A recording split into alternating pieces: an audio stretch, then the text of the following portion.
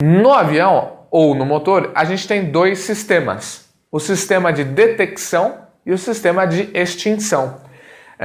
E são sistemas separados de proteção contra fogo. Primeiro eu preciso detectar que tem um fogo em algum lugar para depois eu extinguir. Eu não vou ficar jogando água o tempo todo num local de risco. Eu não sei se tem incêndio lá acontecendo. Então primeiro eu preciso de um sistema de detecção.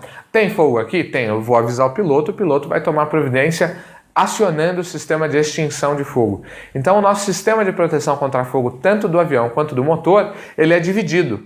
Ele tem tanto o sistema de detecção quanto o sistema de proteção. Aqui tem um esqueminha, né? Então, isso aqui, como que a gente detecta? Por meio de sensores, né? Então, por exemplo, esse aqui é um sistema de contrafogo do motor, né? Então tem um elemento de sensor contínuo, ó, que fica aqui, né? Fica aqui o elemento de sensor contínuo.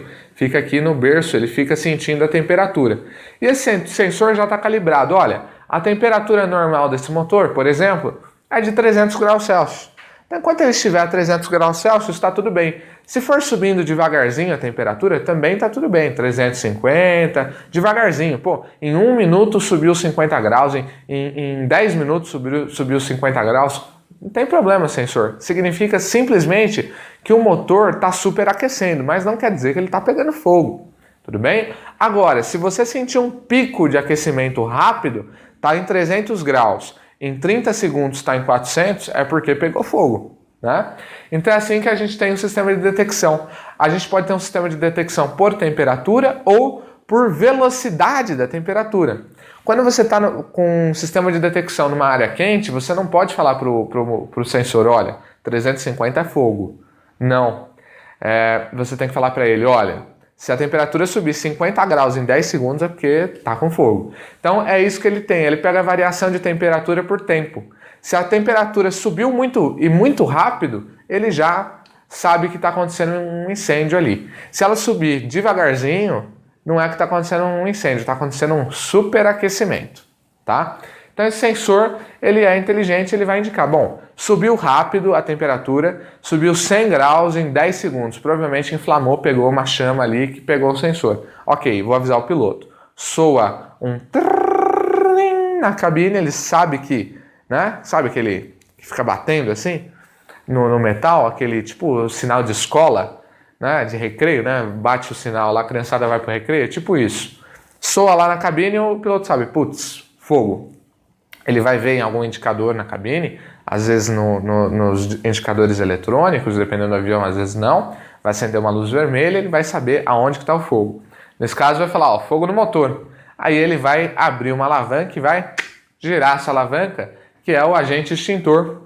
E aí o agente extintor vai ser utilizado, né? Então o agente extintor tem um aspersor, né? Aspersor, que é o caso que vai fazer a distribuição ao aspersor, e aí, por meio do comando do piloto, ou às vezes automático, depende da filosofia do sistema, e vai extinguir aquele fogo. Cadê o seu motor? Acabou, mas pelo menos o seu avião não está em chamas e ele ainda está funcionando. Então a gente primeiro detecta, depois a gente extingue, tudo bem? Esse agente extintor pode ser água, mas no geral não é, especialmente em motor, porque essa água evapora muito antes de conseguir chegar lá, porque já está num ambiente muito quente, então geralmente é pó químico de alguma forma, tudo bem? E também quando a gente tem combustível, a gente vai ver que a gente não usa água, né? Quando a gente tem um incêndio do tipo da classe de combustível, a gente não usa água, a gente tem que usar pó. Os tipos de combustão, nós temos a combustão com chama e sem chama, né? Com chama é quando já se produz vapor ali para inflamar e gera chama, mas a gente tem combustão sem chama também. Você quer um exemplo disso? Carvão. Né? Quando você vai fazer a churrasqueira lá, vai acender a sua churrasqueira, você taca a brasinha lá no carvão, assopra, o que vai acontecer? Vai subir aquela chama, o carvão vai pegar, vai ficar em chama, vai subir aquela chama bonita, e aí dali a pouco a chama vai acabar. O carvão vai ficar vermelhinho, mas a chama em si não existe mais. Quer dizer que não está acontecendo combustão ali? Não, está acontecendo combustão. Tem combustível, que é o próprio carvão, tem o comburente, que é o oxigênio, e tem o calor, né? Tá acontecendo combustão. Só que é uma combustão sem chama, uma combustão que não tem chama, beleza? Tranquilo? Simples assim. Agora, quando eu assopro e superventilo aquele carvão, pega a chama, e aí eu tenho uma combustão com chama, tudo bem? Então essa é a diferença. Combustão com chama, combustão sem chama. Põe o fogo no papel, tem chama, né? Então isso é muito importante. Nós temos dois tipos de temperatura. Temos a temperatura que é o ponto de fulgor, que é o momento em que ela já produz gases inflamáveis. Então, no momento em que eu aqueço alguma substância a ponto dela produzir gases inflamáveis, esse é o ponto de fulgor. Qual é a temperatura que ela começa a produzir gases inflamáveis?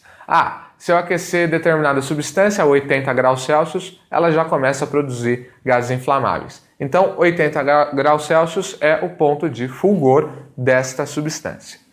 Ponto de alta inflamação, o momento que pega fogo sozinho. Se eu aquecer a gasolina a uns 20, 30 graus Celsius, 40, já, dependendo, já foi, já inflama sozinho, já pega fogo, explode. Esse é o ponto de alta inflamação, tudo bem? Então, ponto de fulgor, a temperatura aonde a substância começa a produzir